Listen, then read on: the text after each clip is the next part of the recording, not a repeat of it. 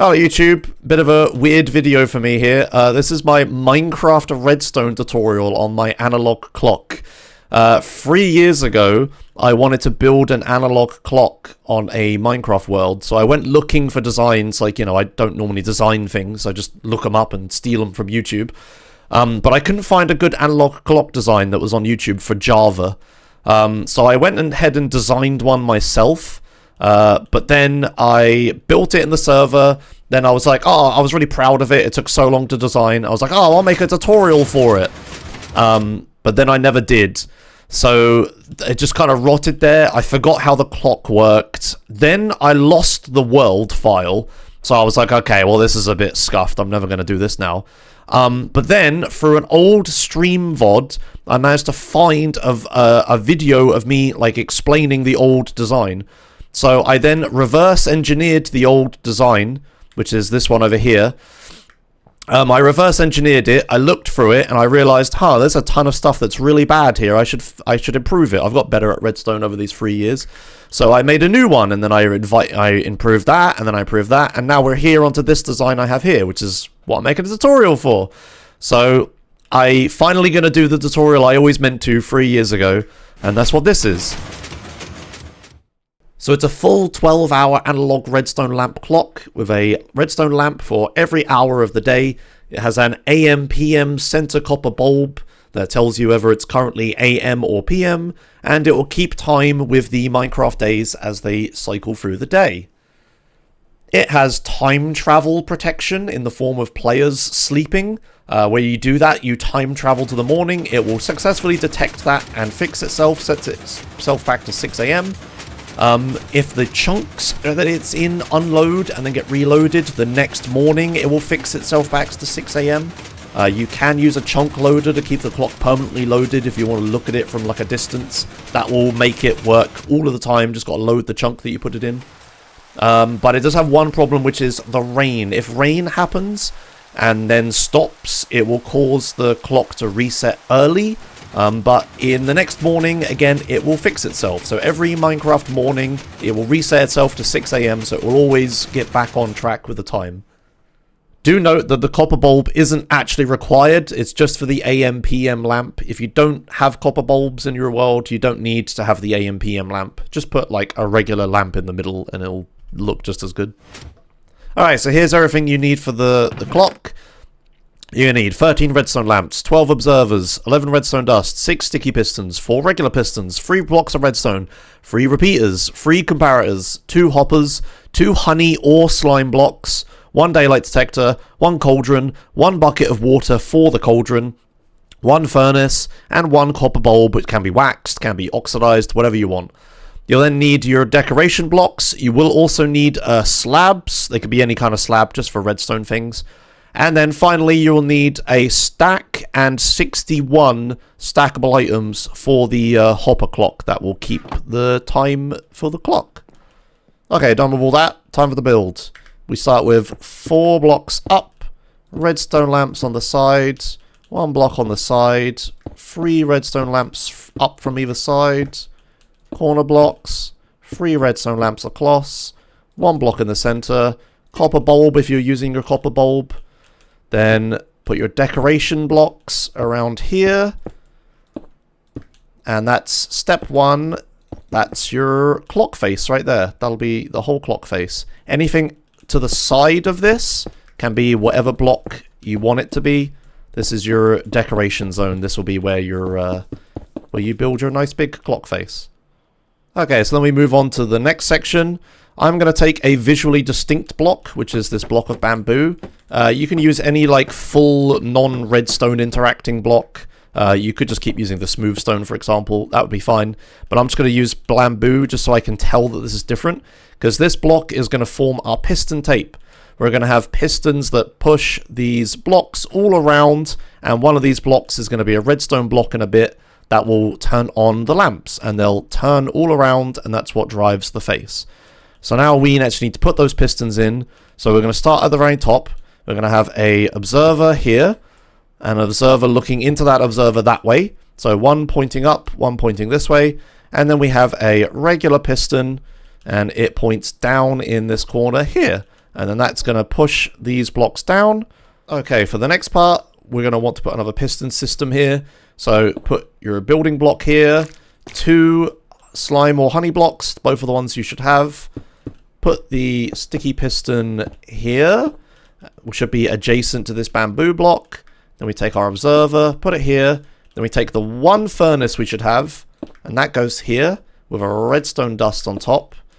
Then we take another observer, we make it look upwards onto the piston like this. And then we place our redstone repeater. Now, this is a bit tricky. When we place the redstone repeater, the piston is going to grab the honey or slime blocks. When we right-click this, it's going to spit them back out. We want this to either be on 3 or 4 ticks, which are these last 2 bits here. So this one or this one.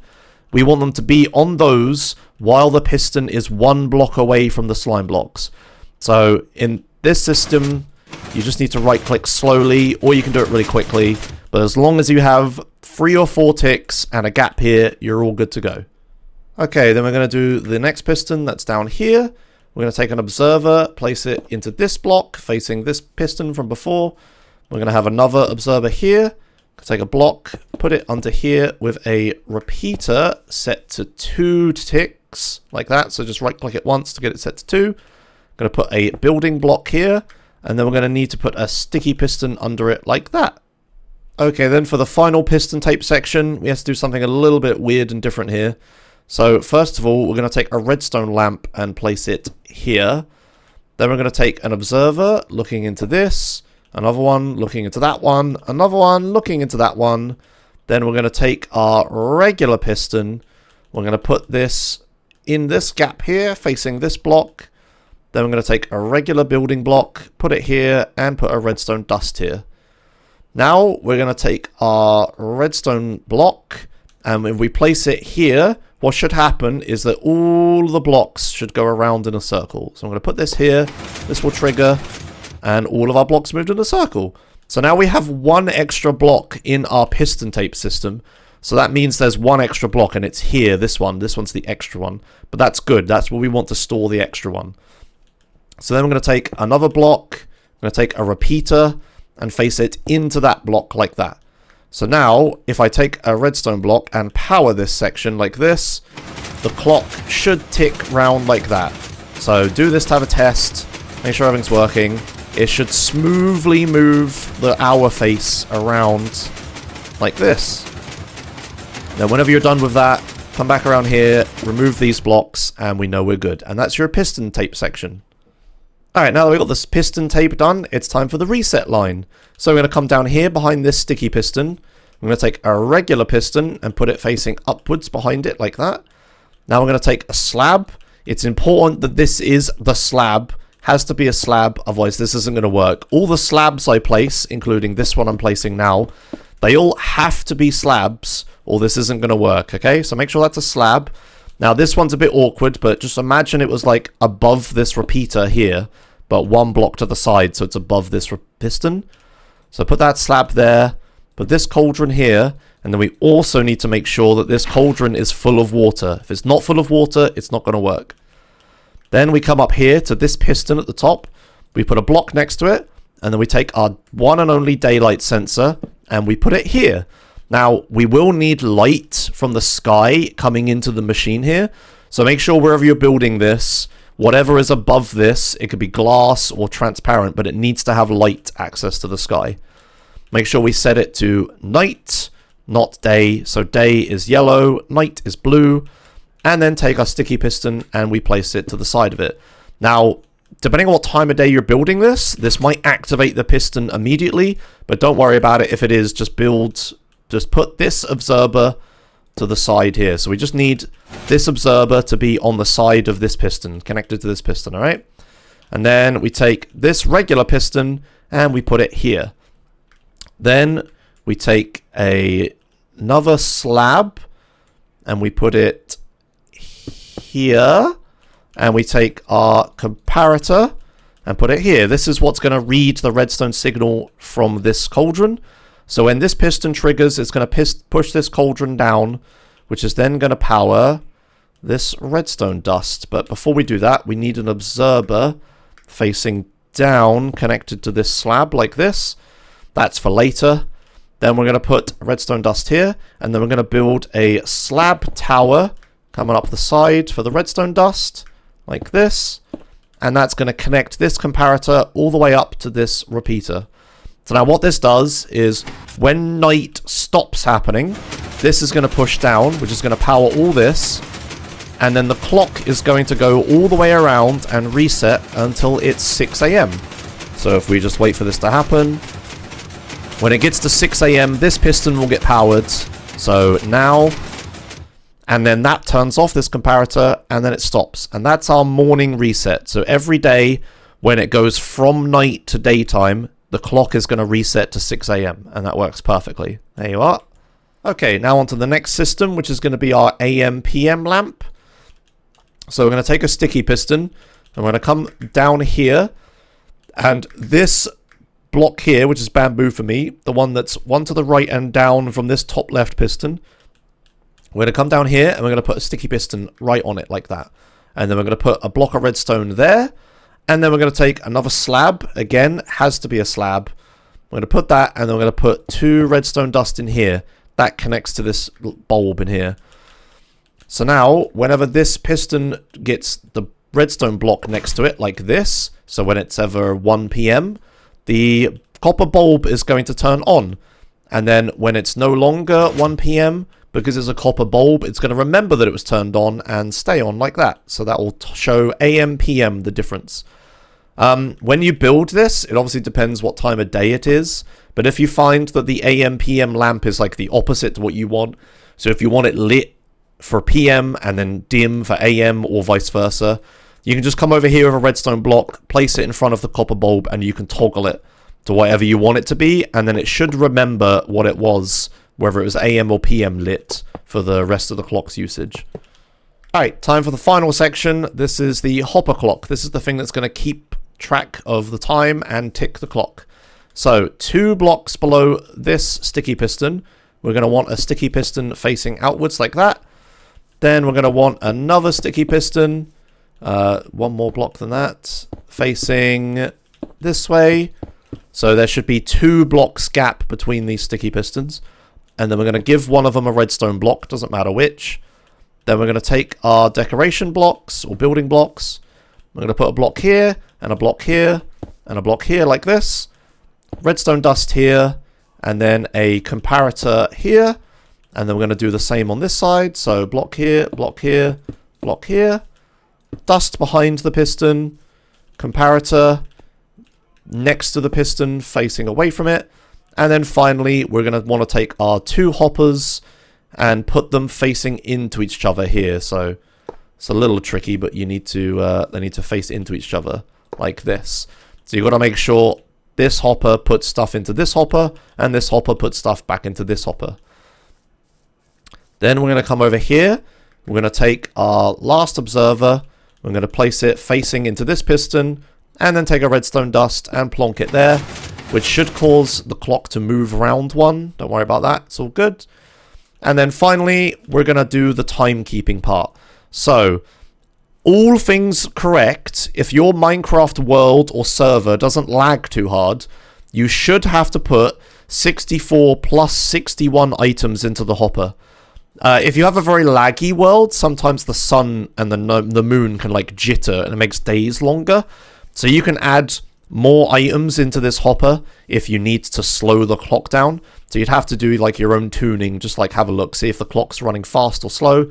But in an ideal world, you want to put 64 sticks and then a stack of 61 other items into here, and that will start the clock moving.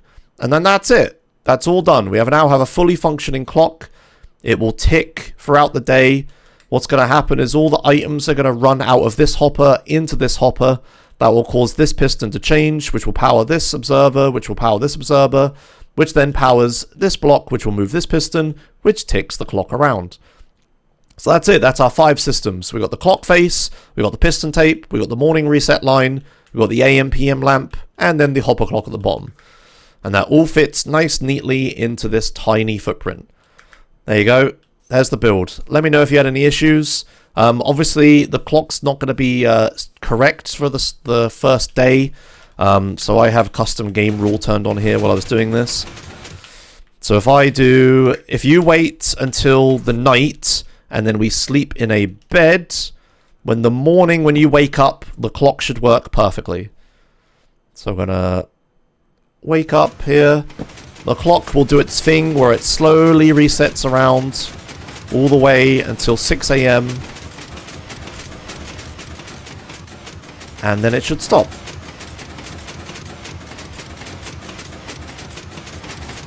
Perfect. 6 AM, that's what time it is. And now if we were to stand here and stare at the sky next to the clock, we'd see that as the sun goes up, the clock turns all around.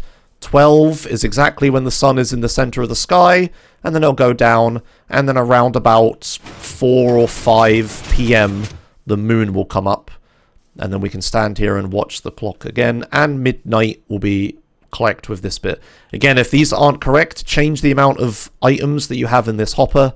If it's running too slow, take some items out. If it's running too fast, put some items in, and you can just tweak it over time. But yeah, there you go. There's your analog clock, formerly known as the Clockamus version 7. I hope you enjoyed the tutorial. First one I've ever done of these, so I hope that wasn't too bad. This took many takes. Hope that was easy to follow. Leave a comment if you need help. I'm sure I'll be helping people in the comments. Probably make a new version of the tutorial if I mess anything up.